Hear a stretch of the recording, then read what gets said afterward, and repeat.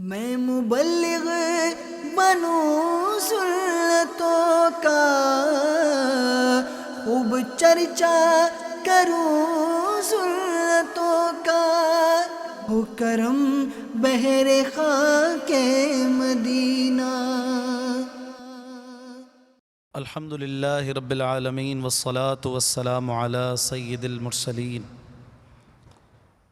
اما بعد فاعوذ باللہ من الشیطان الرجیم، بسم اللہ الرحمن الرحیم۔ پڑھیے الصلاة والسلام علیک یا رسول اللہ وعلی آلک واصحابک یا حبیب اللہ۔ الصلاة والسلام علیک یا نبی اللہ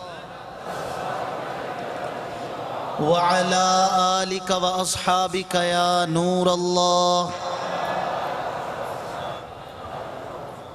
میٹھے میٹھے اسلامی بھائیوں اور مدنی چینل کے ناظرین، حصول ثواب کی خاطر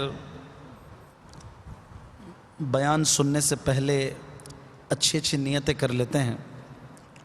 فرمان مصطفیٰ صلی اللہ تعالی علیہ وسلم ہے، نیت المؤمن خیر من عملہ، یعنی مسلمان کی نیت اس کے عمل سے بہتر ہے۔ بغیر اچھی نیت کے کسی بھی عمل خیر کا ثواب نہیں ملتا، اور جتنی اچھی نیتیں زیادہ اتنا ثواب بھی زیادہ۔ اسی لیے آئیے کچھ نیتیں کرتے ہیں، نگاہیں نیچی کیے، توجہ کے ساتھ ہو سکے تو دل کی حضوری کے ساتھ نیت فرمائیں۔ نگاہیں نیچی کیے، خوب کان لگا کر بیان سنوں گا، ٹیک لگا کر بیٹھنے کے بجائے علم دین کی تعظیم کی خاطر جہاں تک ہو سکا دو زانوں بیٹھوں گا، ضرورتاً سمٹ سرک کر دوسروں کے لیے جگہ کشادہ کروں گا، دھکا وغیرہ لگا تو صبر کروں گا، گھورنے جھڑکنے اور الجھنے سے بچوں گا۔ صلو علی الحبیب اذکر اللہ توبو الی اللہ وغیرہ سن کر ثواب کمانے اور صدا لگانے والے کی دل جوئی کے لیے بلند آواز سے جواب دوں گا۔ بیان کے بعد خود آگے بڑھ کر سلام و مصافحہ اور انفرادی کوشش کروں گا۔ نیک لوگوں کا ذکر خیر کروں گا، سنوں گا کہ جہاں پر نیکوں کا ذکر ہو وہاں اللہ کی رحمتوں کا نزول ہوتا ہے عز و جل۔ مزید اپنے لیے بھی نیتیں بڑھاتا ہوں، انشاءاللہ اللہ کی رضا پانے، ثواب کمانے کے لیے بیان کروں گا، نیکی کی دعوت پیش کروں گا، دعوت اسلامی کے جملہ مدنی کاموں کی ترغیب دلاؤں گا، دیکھ کر حتی الامکان بیان کروں گا۔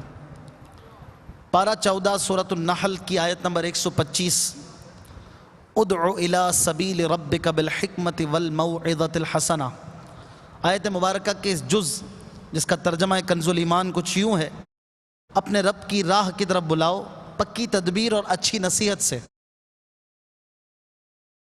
اس پر عمل کرتے ہوئے اور بخاری شریف کی حدیث نمبر 4361 میں وارد اس فرمان مصطفیٰ صلی اللہ تعالی علیہ وسلم، بلغوا عنی ولو آیہ، یعنی پہنچا دو میری طرف سے اگرچہ ایک ہی آیت ہو۔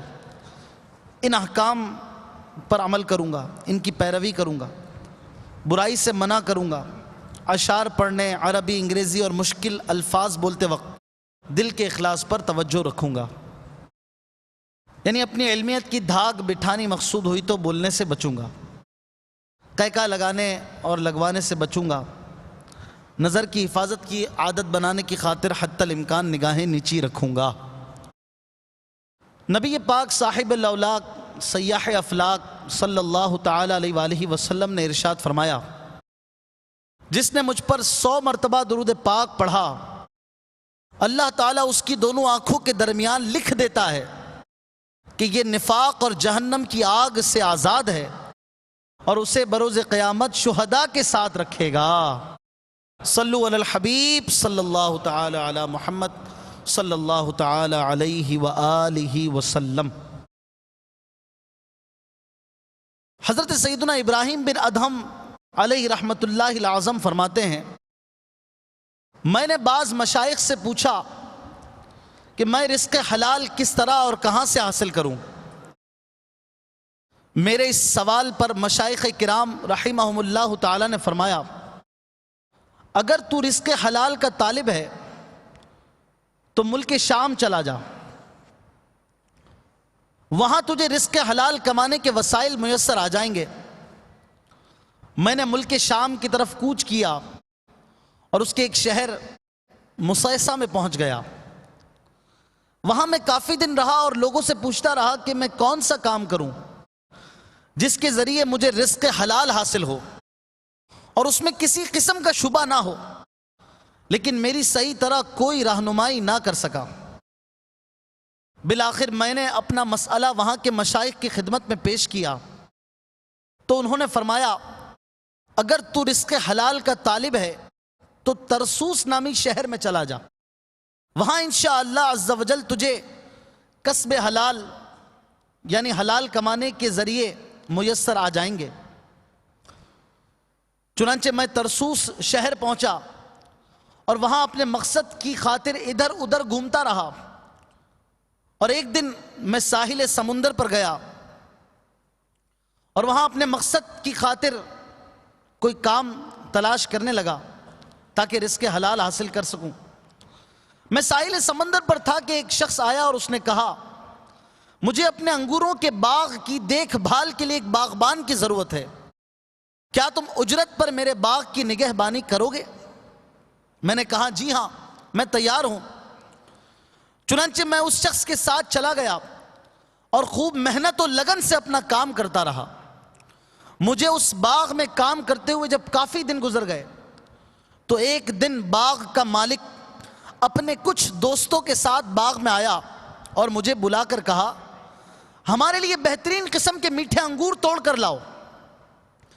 یہ سن کر میں نے اپنی ٹوکری اٹھائی اور ایک بیل سے کافی انگور لا کر اس باغ کے مالک کے سامنے رکھ دیے۔ جب اس نے انگور کا دانہ کھایا تو وہ کھٹا تھا۔ اس نے مجھ سے کہا اے باغبان تجھ پر افسوس ہے، کیا تجھے حیا نہیں آتی کہ تو اتنے دنوں سے اس باغ میں کام کر رہا ہے اور ابھی تک تجھے کھٹے میٹھے انگوروں کی پہچان نہ ہو سکی، حالانکہ تو یہاں سے خوب انگور کھاتا ہوگا۔ میں نے کہا اللہ کی قسم میں نے آج تک اس باغ سے انگور کا ایک دانہ بھی نہیں کھایا، پھر مجھے کھٹے اور میٹھے انگوروں کی پہچان کیسے حاصل ہو سکتی ہے؟ مجھے تو صرف اس باغ کی دیکھ بھال کے لیے خادم رکھا گیا تھا، لہٰذا میں دیکھ بھال تو کرتا رہا لیکن اس باغ میں سے انگور کا ایک دانہ بھی نہیں کھایا۔ حضرت سیدنا ابراہیم بن ادھم رحمت اللہ تعالی علیہ سے یہ جواب سن کر باغ کا مالک اپنے دوستوں کی طرف متوجہ ہوا اور کہنے لگا تمہاری کیا رائے ہے؟ کیا اس سے بھی زیادہ کوئی عجیب بات ہو سکتی ہے کہ ایک شخص اتنے عرصے تک باغ میں رہے اور پھر اتنی ایمانداری سے رہے کہ وہاں سے ایک دانہ بھی نہ کھائے؟ یہ شخص تو ابراہیم بن ادھم کی طرح متقی اور پرہیزگار معلوم ہوتا ہے۔ گویا اس باغ والے کو معلوم نہ تھا کہ یہی سیدنا ابراہیم بن ادھم ہیں۔ حضرت سیدنا ابراہیم بن ادھم رحمت اللہ تعالی علیہ فرماتے ہیں پھر میں اپنے کام میں لگ گیا اور باغ کا مالک وہاں سے رخصت ہو گیا۔ دوسرے دن میں نے دیکھا کہ آج پھر باغ کا مالک بہت سارے لوگوں کے ساتھ باغ کی طرف آ رہا ہے۔ میں سمجھ گیا کہ میرے اس واقعے کی خبر اس نے لوگوں کو دی ہوگی، اس لیے لوگ مجھ سے ملنے آ رہے ہیں۔ چنانچہ میں چھپ کر باغ سے نکل گیا۔ وہ لوگ باغ میں داخل ہوئے، ان کی تعداد بہت زیادہ تھی، وہ مجھے باغ میں تلاش کرتے رہے لیکن میں انہیں نہ ملا۔ میں وہاں ہوتا تو انہیں ملتا، میں تو وہاں سے باہر آ گیا تھا۔ وہ لوگ کافی دیر تک مجھے ڈھونڈتے رہے، بالآخر تھک ہار کر واپس چلے گئے اور میں نے کسی سے بھی ملاقات نہ کی۔ اللہ عز و جل کی ان پر رحمت ہو اور ان کے صدقے ہماری بے حساب مغفرت ہو۔ سبحان اللہ سبحان اللہ۔ تقوی ہو تو ایسا کہ اتنا عرصہ باغ میں رہنے کے باوجود بھی وہاں سے کوئی چیز نہ کھائی، حالانکہ آپ رحمت اللہ تعالی علیہ اگر وہاں سے انگور کھاتے تو مالک کو کوئی اعتراض نہ ہوتا، لیکن یہ ہمارے بزرگان دین رحمہم اللہ المبین کی شان ہے کہ وہ تقوی و پرہیزگاری کے پیکر اپنے پیٹ میں حرام تو کیا بلکہ ایسا لقمہ بھی نہیں جانے دیتے کہ جس میں ذرہ برابر بھی شک ہوتا۔ نیز یہ ایک حقیقت ہے کہ دنیا و آخرت کی بھلائیوں کے حصول کا بہترین ذریعہ تقوی و پرہیزگاری ہے۔ تقوی مشکلات سے نجات، رزق میں فراہمی اور اہم امور میں آسانی کا ذریعہ ہے۔ جنت پرہیزگاروں متقیوں کا ٹھکانہ ہے، انہیں موت کے وقت سہولت و آسانی نصیب ہوگی، ان کی عزت افزائی کی جائے گی، اور جو تقوی اختیار کر لیتا ہے وہ اللہ عز و جل کے فضل و کرم سے حرام چیزوں سے مکمل طور پہ بچ جاتا ہے۔ اگر ہم اللہ عز و جل کے حکم کے مطابق تقوی اختیار کر لیں تو دنیا و آخرت کی نعمتیں ہمارا مقدر بن جائیں گی۔ حجت الاسلام امام محمد بن محمد غزالی علیہ رحمت اللہ الوالی تقوی کی تعریف کرتے ہوئے فرماتے ہیں، ہر اس چیز اور کام سے بچنے کا نام تقوی ہے جس سے دین میں نقصان پہنچنے کا خوف و اندیشہ ہو۔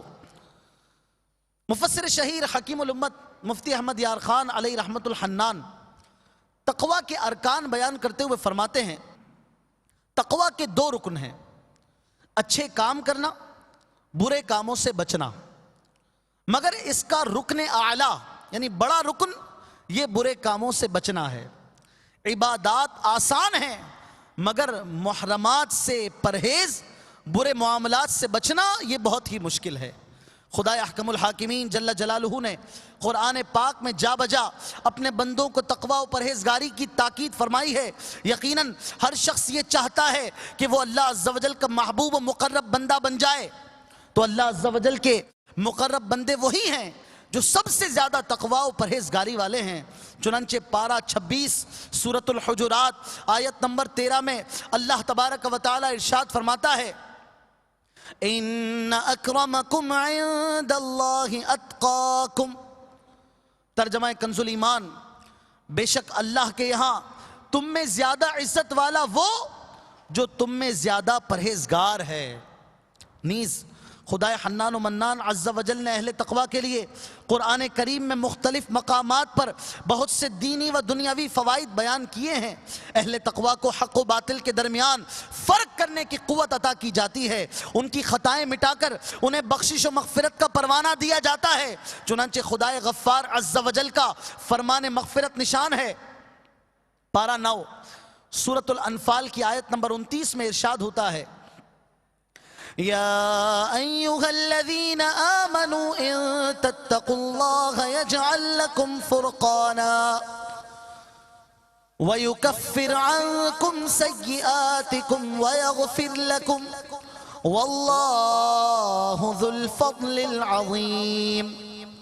میرے آقا نعمت اعلیٰ حضرت امام اہل سنت مجدد دین و ملت پروانہ شمع رسالت مولانا امام احمد رضا خان علیہ رحمت الرحمن اپنے مبارک شہرہ آفاق ترجمہ قرآن کنز الایمان میں اس آیت کریمہ کا ترجمہ کچھ یوں فرماتے ہیں، اے ایمان والو، اگر اللہ سے ڈرو گے تو تمہیں وہ دے گا جس سے حق کو باطل سے جدا کر لو، اور تمہاری برائیاں اتار دے گا اور تمہیں بخش دے گا، اور اللہ بڑے فضل والا ہے۔ حضرت سیدنا امام خازن ابو الحسن علاء الدین علی بن محمد بن ابراہیم رحمت اللہ تعالی علیہ اس آیت کریمہ کے تحت ارشاد فرماتے ہیں، اللہ عز و جل کی اطاعت کرو اور گناہوں سے اجتناب کرو تو وہ تمہیں نور دے گا اور تمہارے دلوں میں یہ توفیق دے گا کہ تم حق اور باطل کے درمیان فرق کر لو گے۔ سیدنا مجاہد علیہ رحمت اللہ الواحد فرماتے ہیں، اللہ عز و جل تمہارے لیے دنیا و آخرت میں نجات کی راہ نکال دے گا، تمہارے سابقہ گناہوں کو مٹا دے گا، دنیا و آخرت میں تمہارے گناہوں کی پردہ پوشی فرمائے گا، اور اللہ عز و جل بڑے فضل والا ہے۔ یعنی وہی تم پر فضل فرماتا ہے اور سب مخلوق پر اسی کا فضل ہے، اور یہ بھی کہا گیا ہے کہ اطاعت گزاروں پر اس کا فضل ہے، اور وہ فضل یہ ہے کہ ان کی نیکیاں قبول فرما لے، اور گناہ گاروں پر اس کا فضل یہ ہے کہ ان کے گناہ معاف فرما دے۔ حجت الاسلام سیدنا امام ابو حامد محمد بن محمد غزالی علیہ رحمت اللہ الوالی مزید تقوی کی فضیلت و اہمیت بیان کرتے ہوئے فرماتے ہیں، تقوی ایک نادر خزانہ ہے، اگر تم اس خزانے کو پا لینے میں کامیاب ہو گئے تو تمہیں اس میں بیش قیمت موتی اور جواہرات ملیں گے، اور علم و روحانی دولت کا بہت بڑا خزانہ ہاتھ آئے گا، رزق کریم تمہارے ہاتھ آ جائے گا، تم بہت بڑی کامیابی حاصل کر لوگے، بہت بڑی غنیمت پالو گے اور ملک عظیم یعنی جنت کے مالک بن جاؤ گے۔ یوں سمجھو کہ دنیا و آخرت کی بھلائیاں تقوی میں جمع کر دی گئی ہیں۔ تم ذرا قرآن حکیم میں غور تو کرو کہ کہیں ارشاد فرمایا اگر تم تقوی اختیار کرو گے تو ہر قسم کی خیر و برکت کے مالک بن جاؤ گے، کہیں تقوی اختیار کرنے پر اجر و ثواب کے وعدے فرمائے گئے، اور کہیں فرمایا گیا کہ سعادت کا ذریعہ تقوی و پرہیزگاری اختیار کرنا ہے۔ اہل تقوی کے لیے جنت کا وعدہ ہے۔ چنانچہ اللہ رب العالمین عز و جل پارہ 26 سورہ قاف آیت نمبر 31 میں ارشاد فرماتا ہے وَأُزْلِفَتِ الْجَنَّةُ لِلْمُتَّقِينَ غَيْرَ بَعِيدٍ۔ ترجمہ کنز الایمان، اور پاس لائی جائے گی جنت پرہیزگاروں کے کہ ان سے دور نہ ہوگی۔ میٹھے میٹھے اسلامی بھائیوں، اس کے علاوہ بھی تقوی کے بے شمار فوائد و ثمرات اور فضائل و کمالات ہیں، تاہم اس کی عظمت و شرافت کے لیے اتنی ہی بات کافی ہے کہ اللہ عز و جل نے قرآن مجید فرقان حمید میں تقریباً 90 سے زائد مقامات پر تقوی کا ذکر فرمایا ہے۔ اسی طرح احادیث کریمہ میں بھی تقوی و پرہیزگاری کی ترغیب اور اس کے فضائل بیان کیے گئے ہیں۔ آئیے اس ضمن میں چند احادیث مبارکہ سنتے ہیں۔ چنانچہ سیدنا ابن مسعود رضی اللہ تعالیٰ عنہ سے مروی ہے، نبی کریم صلی اللہ تعالیٰ علیہ وآلہ وسلم یہ دعا مانگا کرتے تھے، اے میرے پروردگار میں تجھ سے ہدایت، تقوی، پاک دامنی اور تونگری کا سوال کرتا ہوں۔ مفسر شہیر حکیم الامت مفتی احمد یار خان علیہ رحمت الحنان اس حدیث پاک کے تحت فرماتے ہیں ہدایت سے مراد اچھے عقائد ہیں، تقوی سے مراد اچھے اعمال، پاک دامنی سے مراد برائیوں سے بچنا ہے، اور تونگری یعنی دولت مندی سے مراد مخلوق کا محتاج نہ ہونا، اللہ اور رسول عز و جل و صلی اللہ تعالیٰ علیہ وآلہ وسلم کا ہی حاجت مند رہنا ہے۔ اس دعا میں گویا دین کی تمام بھلائیاں مانگ لی گئی ہیں۔ نبی کریم رؤوف الرحیم صلی اللہ تعالیٰ علیہ وسلم نے ایک اور مقام پر ارشاد فرمایا علم کی فضیلت عبادت کی فضیلت سے بڑھ کر ہے، اور تمہارے دین کا بہترین عمل تقوی ہے یعنی پرہیزگاری ہے۔ سیدنا ابو ہریرہ رضی اللہ تعالیٰ عنہ سے مروی ہے، عرض کی گئی یا رسول اللہ صلی اللہ تعالیٰ علیہ وسلم سب سے زیادہ عزت والا کون ہے؟ فرمایا وہ جو لوگوں میں سب سے زیادہ متقی ہو۔ حدیث مذکور میں سب سے زیادہ معزز ترین اسے بتایا گیا جو سب سے زیادہ متقی ہو۔ تقوی بہت ہی بڑی دولت ہے، جس سے یہ نصیب ہو جائے اس کے لیے جنت کی عظیم نعمتوں کا وعدہ ہے۔ تمام نیکیوں کی اصل تقوی ہی ہے، جو جتنا تقوی اختیار کرے گا اتنا بڑا عالم بن جائے گا۔ اس ضمن میں ایک بہت ہی پیاری حدیث مبارکہ ملاحظہ فرمائیے۔ چنانچہ سیدنا ابو العباس مستغفری علیہ رحمت اللہ القوی فرماتے ہیں ایک مرتبہ میں علم دین کی طلب میں مصر گیا تاکہ وہاں مشہور محدث سیدنا امام ابو حامد مصری علیہ رحمت اللہ القوی سے سیدنا خالد بن ولید رضی اللہ تعالیٰ عنہ کی حدیث مبارک سنوں۔ جب وہاں پہنچا تو انہوں نے فرمایا پہلے 1 سال روزے رکھو پھر حدیث سناؤں گا۔ چنانچہ حدیث کی طلب میں ایک حدیث کی طلب میں نے 1 سال کے روزے رکھے اور شیخ کی خدمت میں حاضر ہوا تو انہوں نے مجھے پھر یہ حدیث مبارک سنائی۔ وہ حدیث کیا ہے؟ سبحان اللہ، سیدنا خالد بن ولید رضی اللہ تعالیٰ عنہ فرماتے ہیں کہ ایک شخص نے بارگاہ رسالت میں عرض کی یا رسول اللہ صلی اللہ تعالیٰ علیہ وآلہ وسلم میں آپ سے دنیا اور آخرت کے متعلق سوال کرنا چاہتا ہوں۔ رحمت عالم صلی اللہ تعالیٰ علیہ وسلم نے فرمایا جو پوچھنا چاہتے ہو پوچھو۔ اس نے عرض کی میں سب سے بڑا عالم بننا چاہتا ہوں۔ فرمایا اللہ عز و جل سے ڈرتے رہو، سب سے زیادہ علم والے بن جاؤ گے۔ عرض کی میں سب سے زیادہ غنی بننا چاہتا ہوں۔ فرمایا قناعت اختیار کرو، سب سے زیادہ غنی بن جاؤ گے۔ عرض کی حضور سب سے بہتر بننا چاہتا ہوں۔ فرمایا لوگوں میں سب سے بہتر وہ ہے جو لوگوں کو نفع پہنچاتا ہو، لہٰذا لوگوں کو نفع پہنچانے والے بن جاؤ۔ عرض کی یا رسول اللہ سب سے زیادہ عدل کرنے والا بننا چاہتا ہوں۔ فرمایا لوگوں کے لیے بھی وہی پسند کرو جو اپنے لیے پسند کرتے ہو، سب سے بڑے عادل بن جاؤ گے۔ عرض کی اللہ عز و جل کا خاص بندہ بننا چاہتا ہوں، فرمایا اللہ عز و جل کا کثرت سے ذکر کرو، اس کے خاص بندے بن جاؤ گے۔ عرض کی یا رسول اللہ میں محسنین میں شامل ہونا چاہتا ہوں، فرمایا اللہ عز و جل کی اس طرح عبادت کرو گویا کہ تم اسے دیکھ رہے ہو، اور اگر تم اسے نہیں دیکھ سکتے، یعنی یہ نہیں سوچ سکتے، تو یہ سوچو کہ وہ تمہیں ضرور دیکھ رہا ہے۔ سبحان اللہ۔ عرض کی میں چاہتا ہوں کہ میرا ایمان کامل ہو جائے، فرمایا اپنے اخلاق اچھے کر لو، تمہارا ایمان کامل ہو جائے گا۔ عرض کی میں اللہ کے فرما برداروں میں ہونا چاہتا ہوں، فرمایا اللہ عز و جل کے فرائض ادا کرو، اس کے فرما برداروں میں شامل ہو جاؤ گے۔ عرض کی میں گناہوں سے پاک و صاف ہو کر اللہ عز و جل سے ملنا چاہتا ہوں، فرمایا پاک ہونے کے لیے جنابت سے غسل کیا کرو، قیامت کے دن اللہ عز و جل سے اس حال میں ملو گے کہ تم پر کوئی گناہ نہ ہوگا۔ عرض کی میں چاہتا ہوں کہ بروز قیامت مجھے نور عطا کیا جائے، فرمایا کبھی بھی کسی پر ظلم نہ کرنا، قیامت کے دن تمہارا حشر نور میں ہوگا۔ عرض کی میں چاہتا ہوں کہ میرا رب مجھ پر رحم کرے، فرمایا اپنے آپ پر رحم کرو اور مخلوق خدا پر رحم کرو، کائنات کا مالک تم پر رحم فرمائے گا۔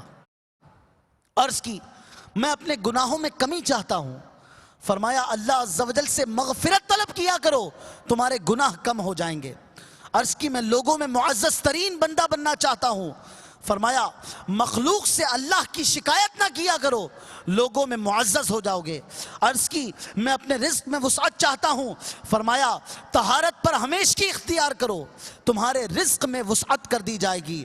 عرض کی میں اللہ عز و جل اور اس کے رسول کا محبوب بننا چاہتا ہوں، فرمایا جسے اللہ عز و جل اور اس کا رسول محبوب رکھتے ہیں تم بھی اسے محبوب رکھو، اور جسے وہ مبغوض یعنی ناپسندیدہ سمجھتے ہوں اسے تم بھی ناپسندیدہ سمجھو۔ عرض کی میں غضب الہی سے محفوظ رہنا چاہتا ہوں، فرمایا کسی پر غصہ نہ کیا کرو، اللہ عز و جل کے غضب سے محفوظ رہو گے۔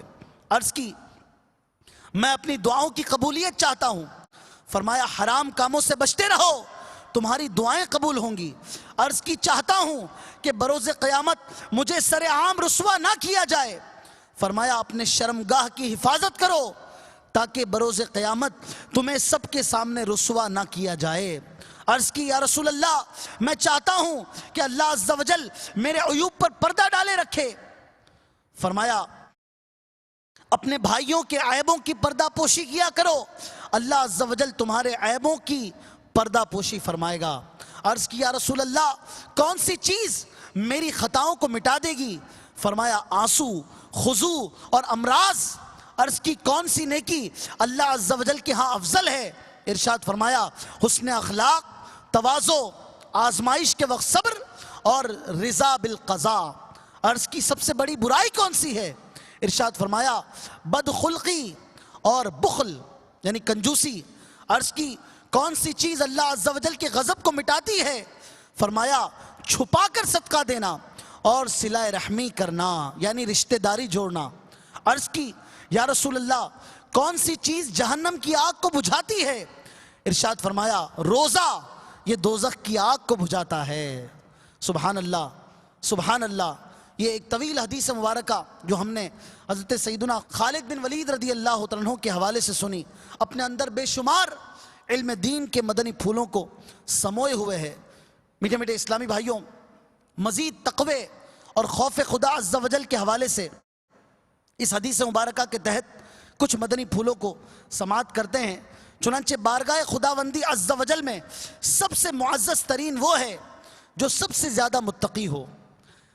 اسی طرح حسب و نسب اسی وقت فائدہ مند ہے جب اسلام کے ساتھ ہو، جس نے اسلام قبول نہیں کیا اس نے خود اپنے ہاتھوں اپنی عزت و شرافت کو ضائع کر دیا۔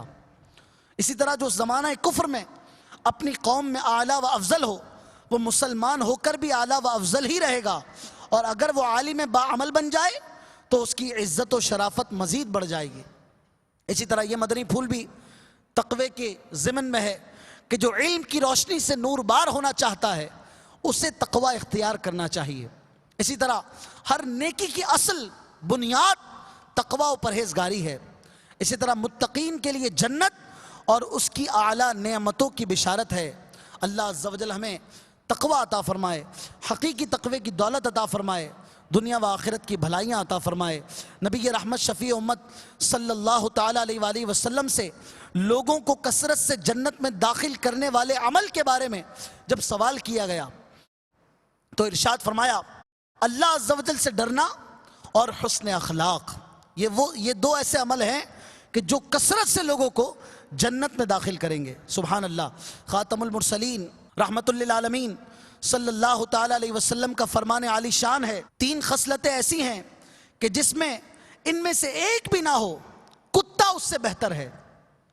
وہ 3 خصلتیں کون سی ہیں؟ ارشاد فرمایا ایسا تقوی جو اسے اللہ عز و جل کی حرام کردہ اشیاء سے بچائے.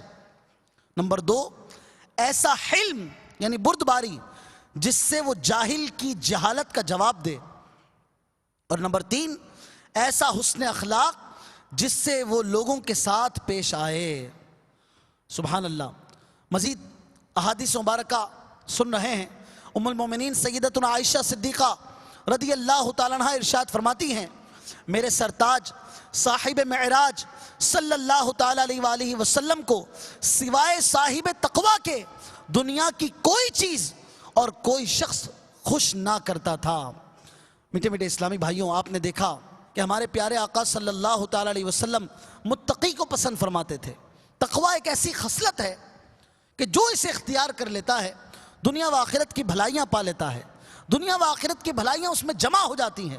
اسلام میں اس کی عظمت اور علماء حقہ کی نظر میں اس کی اہمیت کا اندازہ اس بات سے لگایا جا سکتا ہے کہ یہ حضرات اپنے خطبوں، بیانات اور مواعظ کا آغاز تقوی کی نصیحت سے کیا کرتے تھے. اسی طرح اکابرین سے جب کوئی نصیحت کا طلبگار ہوتا تو یہ حضرات اسے اکثر و بیشتر تقوی اور پرہیزگاری کی نصیحت کیا کرتے تھے. تقوی کی اہمیت کا اندازہ اس بات سے بھی لگایا جا سکتا ہے کہ علم کو اس وجہ سے شرافت اور عظمت حاصل ہے کہ علم تقوی تک پہنچنے کا ذریعہ اور وسیلہ ہے، اور تقوی کی وجہ سے بندہ اللہ عز و جل کے حضور بزرگی اور ابدی سعادتوں کا مستحق ہو جاتا ہے. میرے آقا شیخ طریقت امیر اہل سنت بانی دعوت اسلامی حضرت علامہ مولانا ابو بلال محمد الیاس ستار قادری رضوی دامت برکاتہم العالیہ فیضان سنت کی صفحہ نمبر 199 پر تقوی سے متعلق ایک بزرگ کا واقعہ نقل فرماتے ہیں. حضرت سیدنا امام برہان الدین ابراہیم زرنوجی علیہ رحمت اللہ القوی فرماتے ہیں امام جلیل سیدنا محمد بن فضل رحمت اللہ تعالی علیہ نے دوران تعلیم کبھی بھی بازار سے کھانا نہیں کھایا. ان کے والد گرامی ہر جمعے کو اپنے گاؤں سے ان کے لیے کھانا لے آتے تھے. ایک مرتبہ جب وہ کھانا دینے آئے تو ان کے کمرے میں بازار کی روٹی رکھی دیکھ کر سخت ناراض ہوئے اور اپنے بیٹے سے بات تک نہ کی. صاحبزادے نے معذرت کرتے ہوئے عرض کی ابا جان یہ روٹی بازار سے میں نہیں لایا، میرا رفیق میری رضا مندی کے بغیر خرید کر لایا تھا.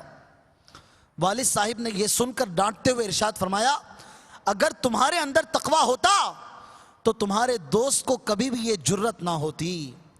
میٹھے میٹھے اسلامی بھائیوں، دیکھا آپ نے ہمارے بزرگان دین رحمہم اللہ المبین تقوی کا کس قدر خیال رکھتے تھے اور اپنی اولاد کی کیسی زبردست تربیت فرمایا کرتے تھے کہ ہوٹل کی اور بازاری غذائیں تک انہیں نہیں کھانے دیتے تھے.